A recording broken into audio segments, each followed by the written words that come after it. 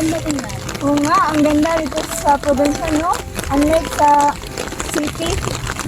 Tingnan mo yung mga farmers. Paano kaya na na-maintain ang kalinisan sa organic farm? May project pala tayo tungkol dito. Oo, tama ka. Lapitan natin para may makuha tayo mga insights sa kanila.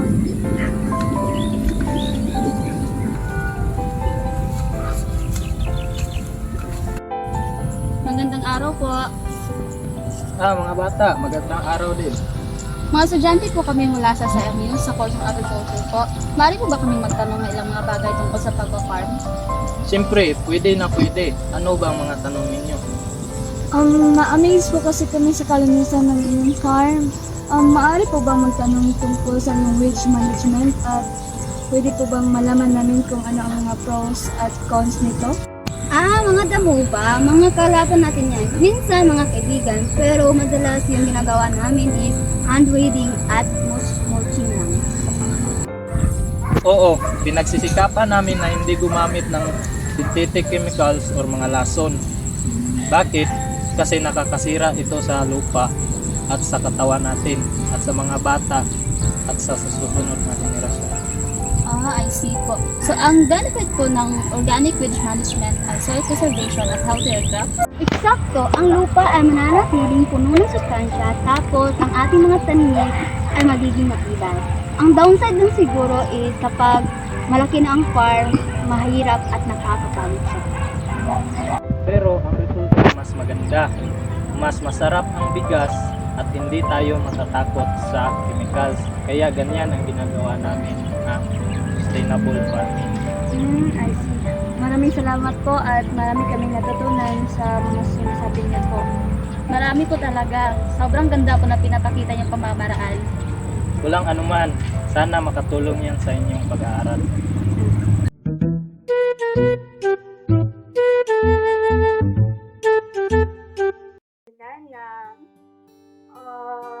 Pahin sa tawag organic farming sa wind management o atong tawag na taong maayo nga kapag kapitan niya si Honorable Rio Salve. Daghang salamat sa Nidalo, especially sa mga senior students sa inyong pag-ari. Harong sa tagay, manambot ha. Nuro sa Catholic ko. Daghang salamat naman sa ansyon ng mama, galing ito ang seminar.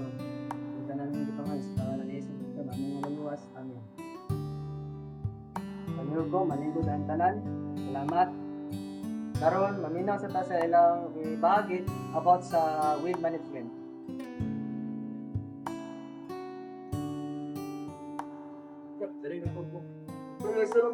Sa mga kausap, kami day ang mga CMU student from agriculture o mapailailami. Ako day si Yadi and this is Angeline. So, amo ang purpose niya is among ipa-disseminate among natunaan nga among mga pag-interview bahin sa weed management. Parehas ani, di ba, gamay rin siya nga weed. Pero dako niya po ni siya epekto sa ato ang pananom.